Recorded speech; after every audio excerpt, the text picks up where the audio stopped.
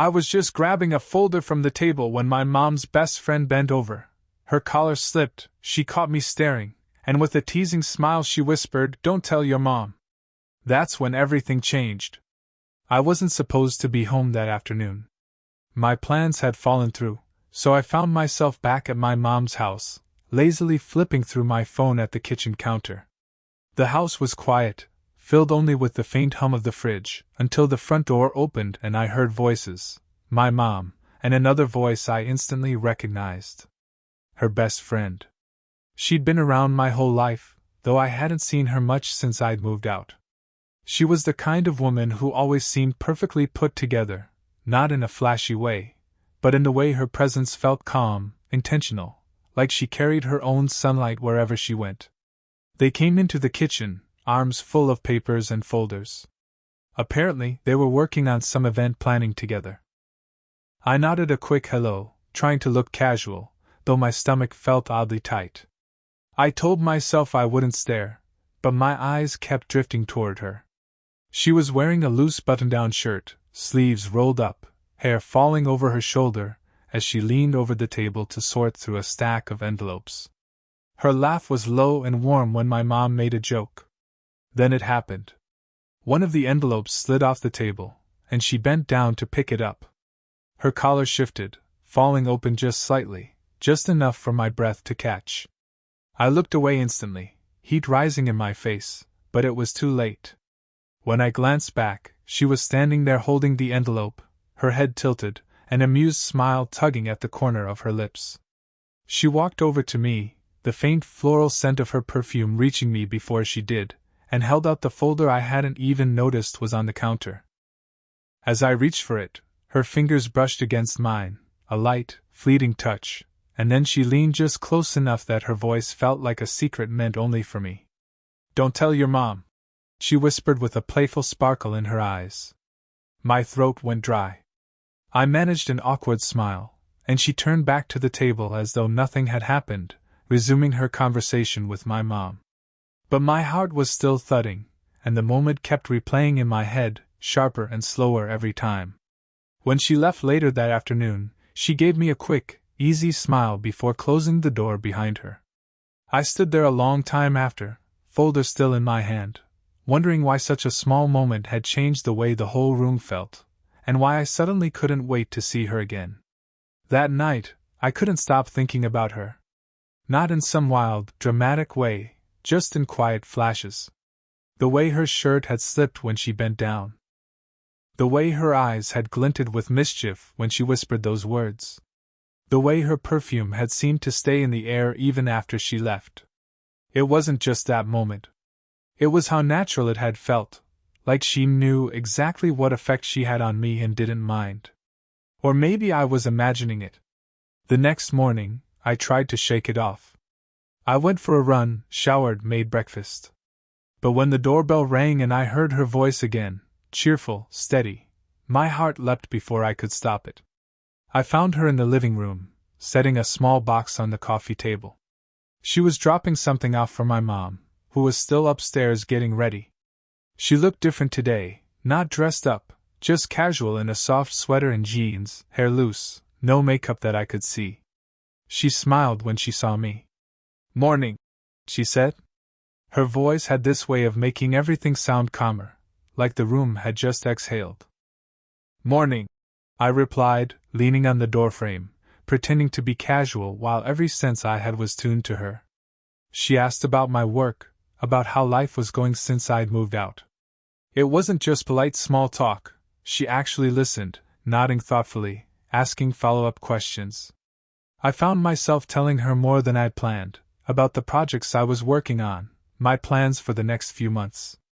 When she laughed, it was soft, low, like she didn't want to wake the house.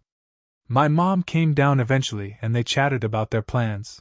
But even as they talked, I felt her glance toward me once or twice, like we shared some quiet joke no one else knew about. When she finally left, I walked her to the door.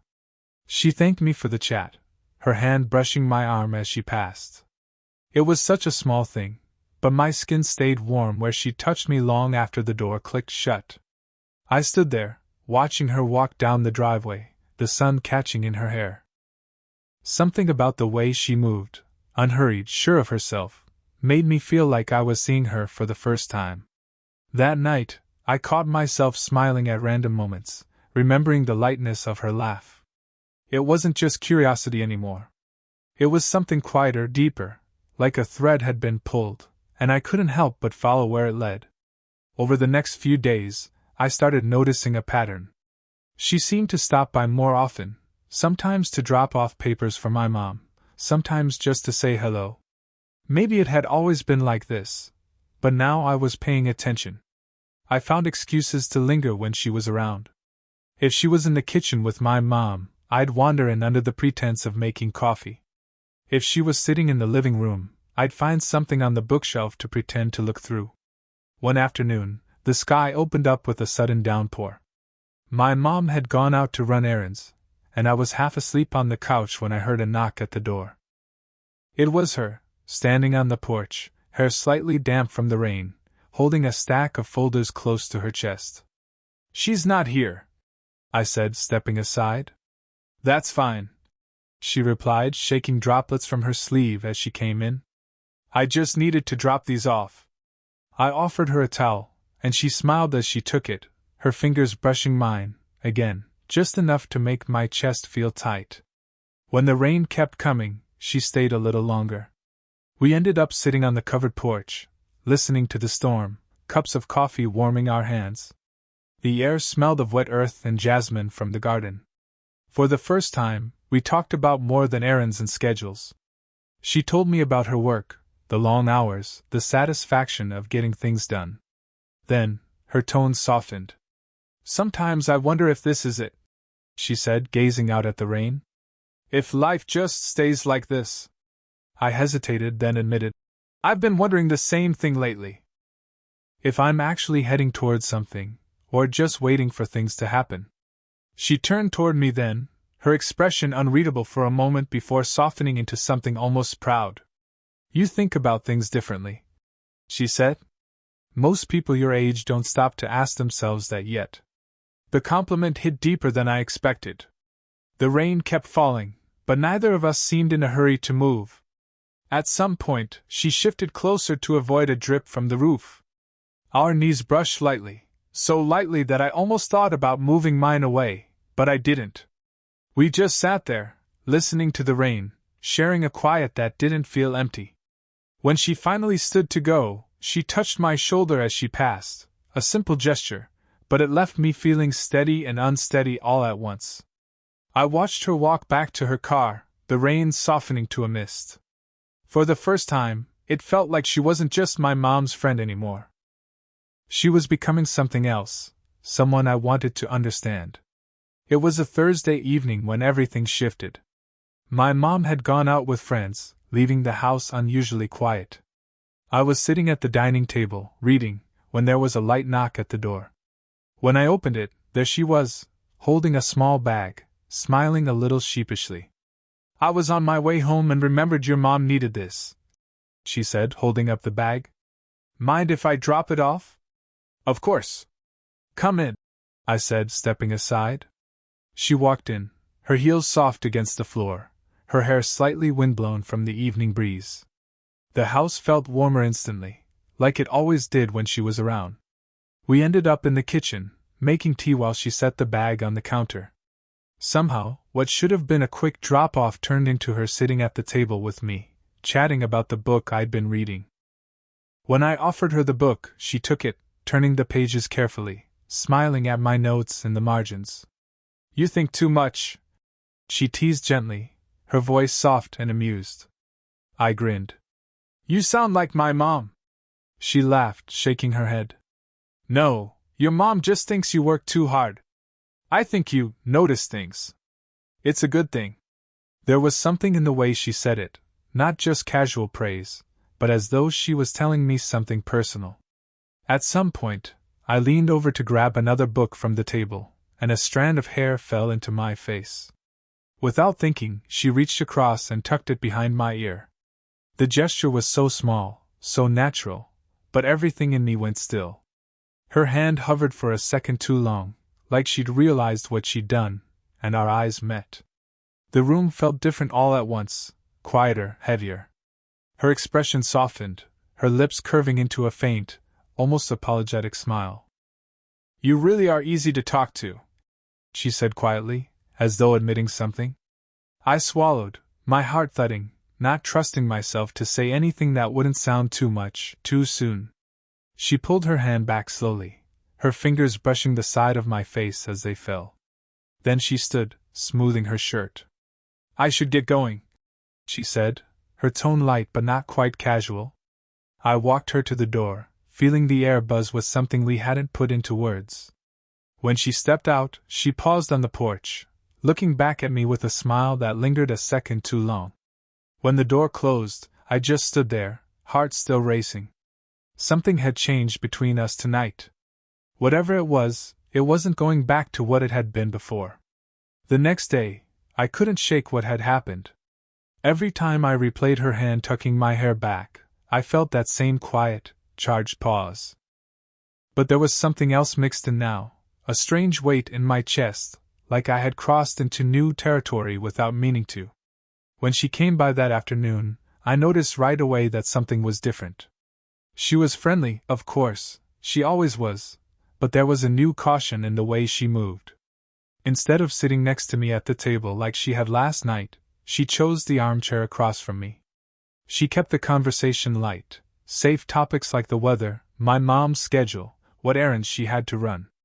I tried to act normal too, but it felt like we were both aware of what we weren't saying. When my mom left the room to grab something upstairs, the silence stretched between us. She glanced at me, then quickly looked away, like she was trying to keep her thoughts in check. "About last night," I started, not sure where I was going with it.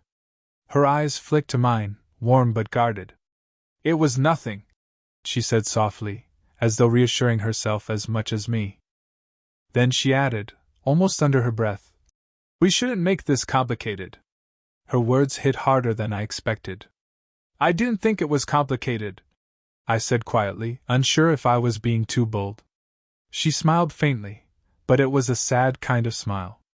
"That's because you're young," she murmured, then stood up as if to busy herself with the papers on the counter. I didn't know what to say to that, so I didn't say anything at all.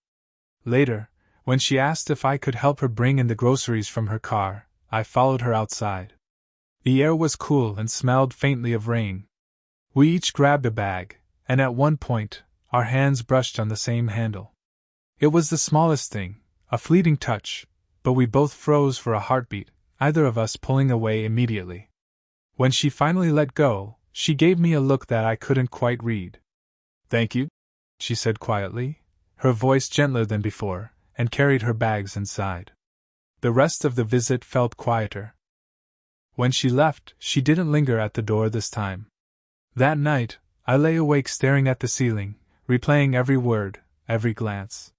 There was still a warmth between us, maybe even stronger now, but it was tangled up with hesitation, with questions I didn't know how to answer.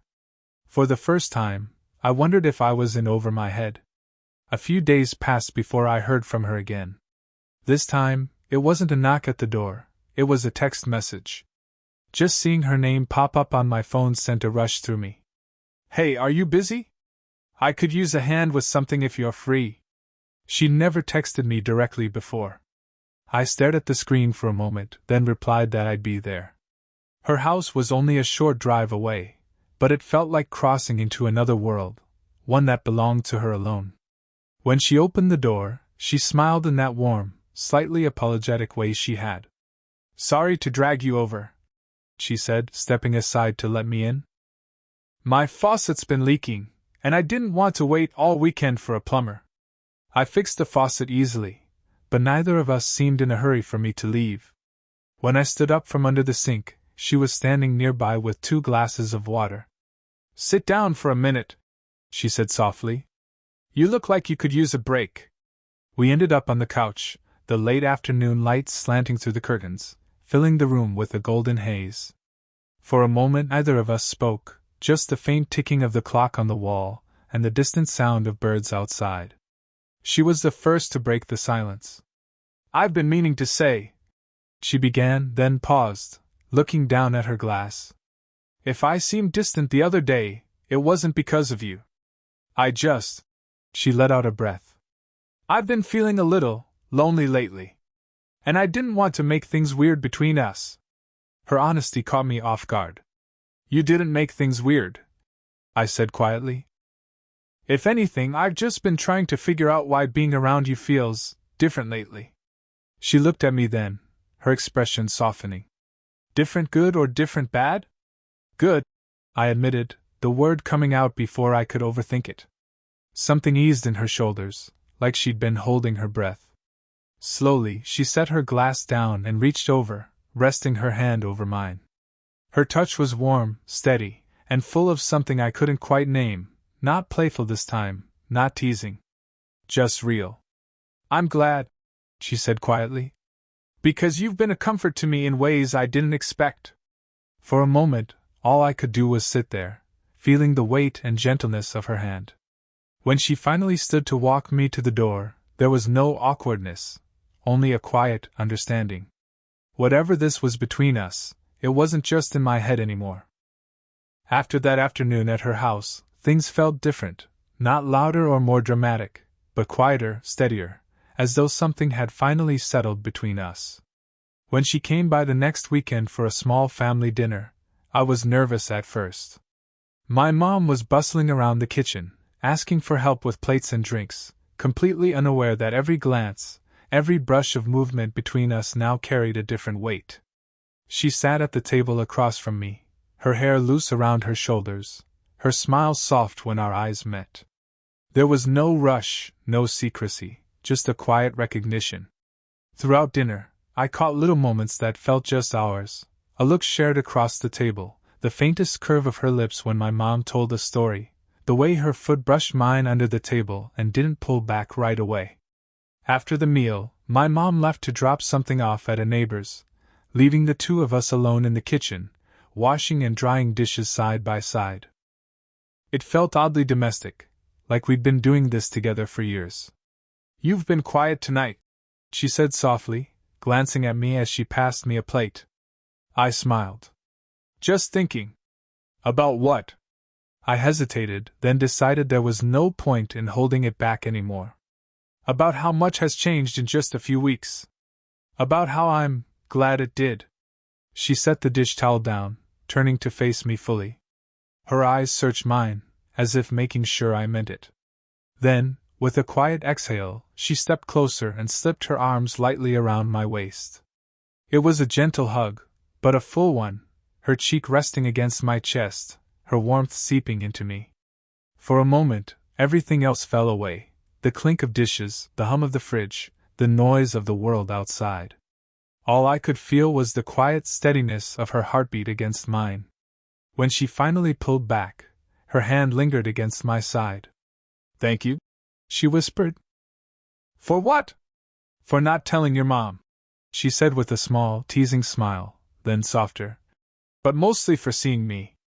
Really seeing me. She left not long after, the night cool and still as I watched her walk down the driveway. There was no big confession, no dramatic ending, just a warm certainty that whatever we were building was real, slow, and worth protecting. I closed the door, smiling to myself.